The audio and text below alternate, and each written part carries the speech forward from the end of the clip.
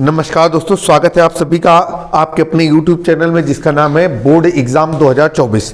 दोस्तों, आज का ये वीडियो कक्षा 10 की विज्ञान विषय से संबंधित है और आज जिस अध्याय के बहुविकल्पी प्रश्नों का हम समायोजन या एक्सप्लेनेशन जानने की कोशिश कर रहे हैं उसका नाम है वैद्युत, अध्याय 11। ध्यान रखिएगा, प्रश्न सभी बोर्ड परीक्षाओं में एक जैसे ही रहते हैं, चाहे वो सीबीएसई बोर्ड हो या यूपी बोर्ड हो या आईसीएसई बोर्ड हो या हरियाणा मध्य प्रदेश कोई भी बोर्ड हो।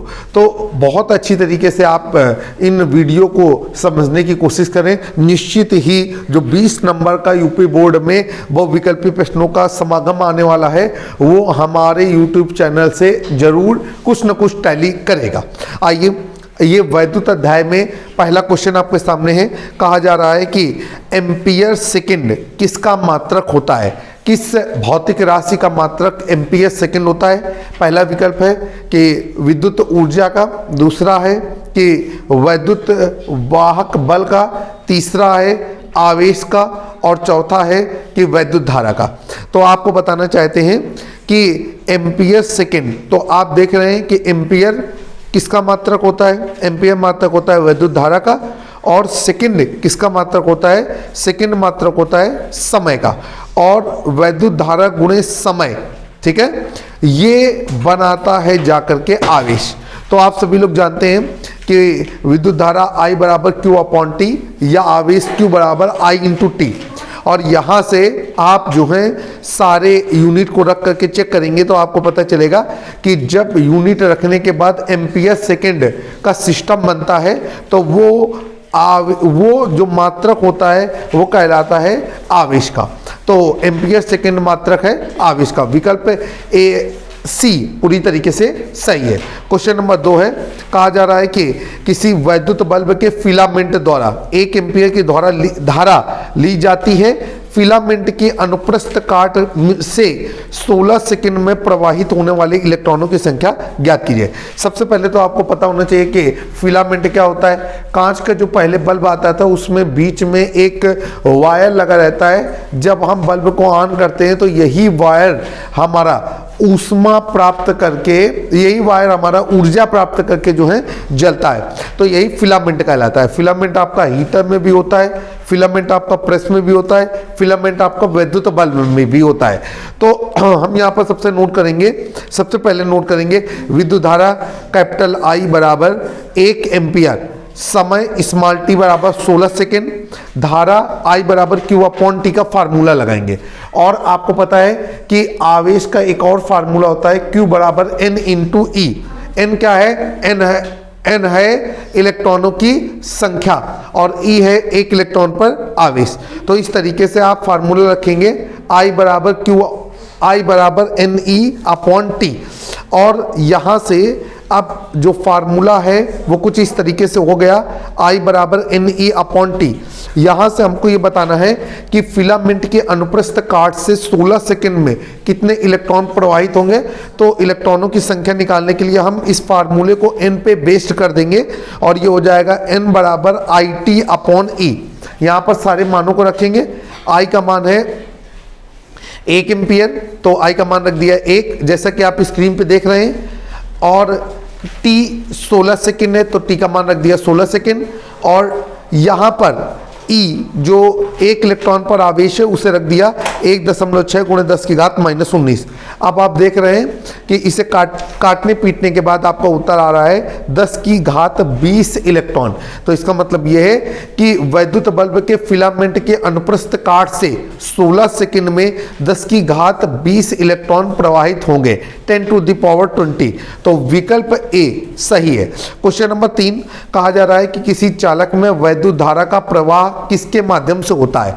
मुक्त इलेक्ट्रॉनों के द्वारा, प्रोटॉनों के द्वारा, आयनों के द्वारा या न्यूट्रॉनों के द्वारा। तो सबसे पहले आपको पता होना चाहिए कि जो विद्युत धारा है वो मुक्त इलेक्ट्रॉनों की उपस्थिति के कारण ही प्रवाहित होती है। तो विकल्प ए पूरी तरीके से सही है। साथ में आपको भी ये भी ध्यान देना है कि यदि किसी परिपथ में विद्युत धारा पॉइंट ए से पॉइंट बी की ओर प्रवाहित हो रही है तो मुक्त इलेक्ट्रॉन पॉइंट बी से पॉइंट ए की ओर प्रवाहित होंगे। अर्थात हम कह सकते हैं कि विद्युत धारा मुक्त इलेक्ट्रॉनों के चलने की दिशा के विपरीत दिशा में प्रवाहित होती है, या फिर यह कह सकते हैं कि मुक्त इलेक्ट्रॉन विद्युत धारा के चलने की विपरीत दिशा में प्रवाहित होते हैं या चलते हैं। क्वेश्चन नंबर 4 आपकी स्क्रीन पर है, एक प्रोटॉन पर विद्युत आवेश की मात्रा कितनी होती है। अब यहां पर हम इसे हल करेंगे तो 4 विकल्प दिए गए हैं। 1 × 10⁻19 कूलम, दूसरा है 6.25 × 10⁻19 कूलम, तीसरा है 1.6 × 10⁻19 कूलम और चौथा है 1.6 × 10⁻19 कूलम। तो यहाँ पर विकल्प डी पूरी तरीके से सही रहेगा। प्रोटॉन एक धनावेशित कण होता है और इस पर जो आवेश होता है वो इलेक्ट्रॉन के आवेश के बराबर होता है।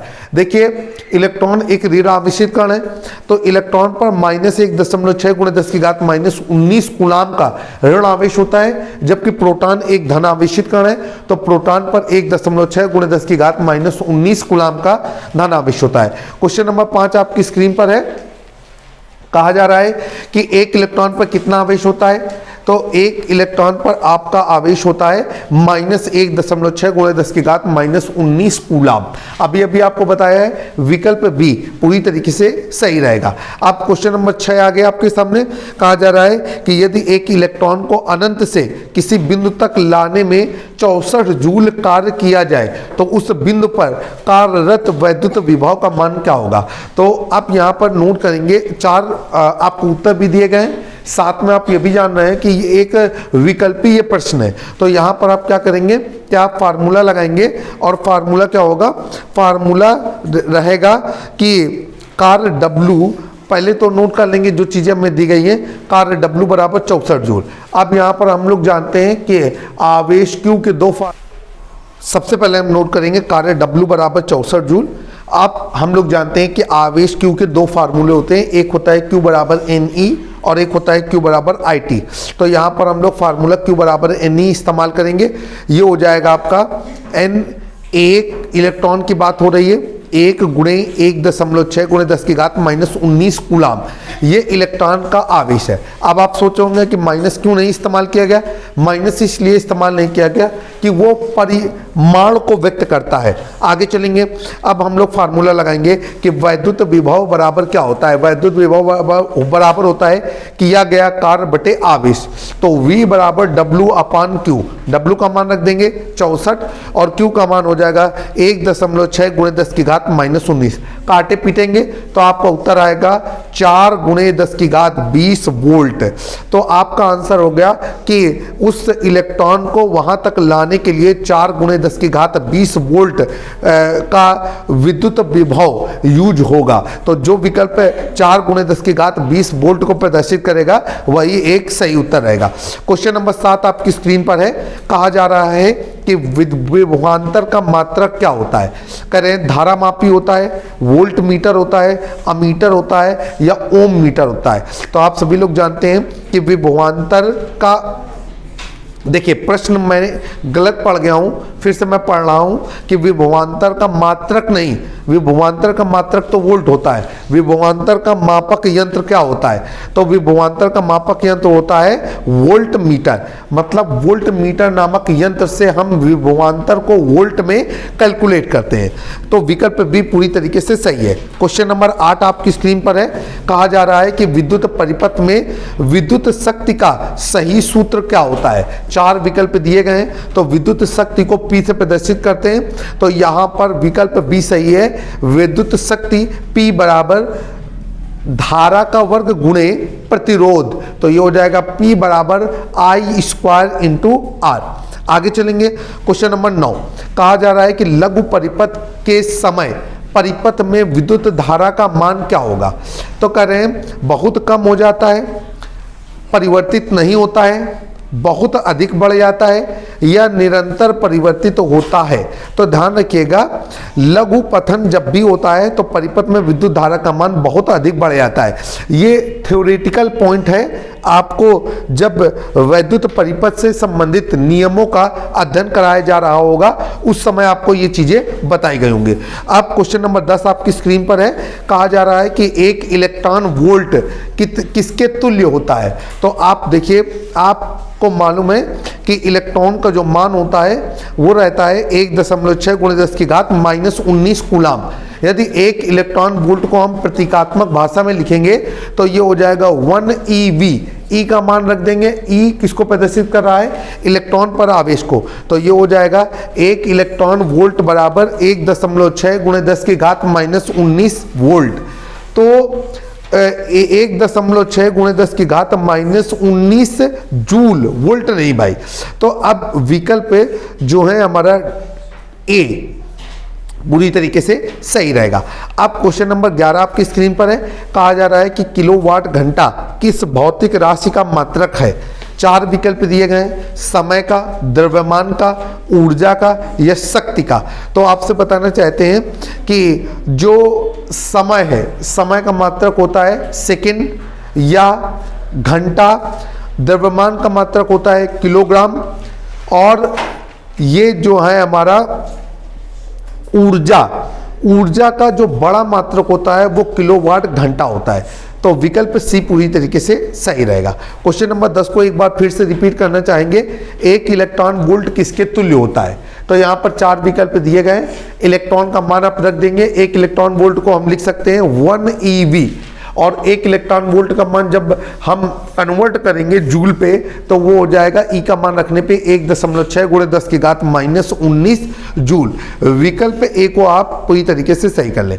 तो ये कक्षा 10 के यूपी बोर्ड की परीक्षा से संबंधित जो बहुविकल्पी प्रश्नों का संग्रह आना है उनमें महत्वपूर्ण बहुविकल्पी प्रश्नों को आपके साथ साझा किया गया, समझाने की कोशिश की गई ताकि आप रटे नहीं, प्रश्न को अच्छी तरीके से समझ लें।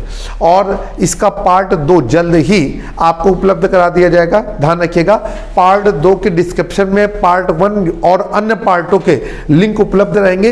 इसी तरीके से पार्ट 2 के डिस्क्रिप्शन में अन्य जो है विकल्प, अन्य पार्टों के जो है लिंक उपलब्ध रहेंगे। जिस समय आप हमारा वीडियो देख रहे हैं तो डिस्क्रिप्शन को अवश्य चेक करें। हम एक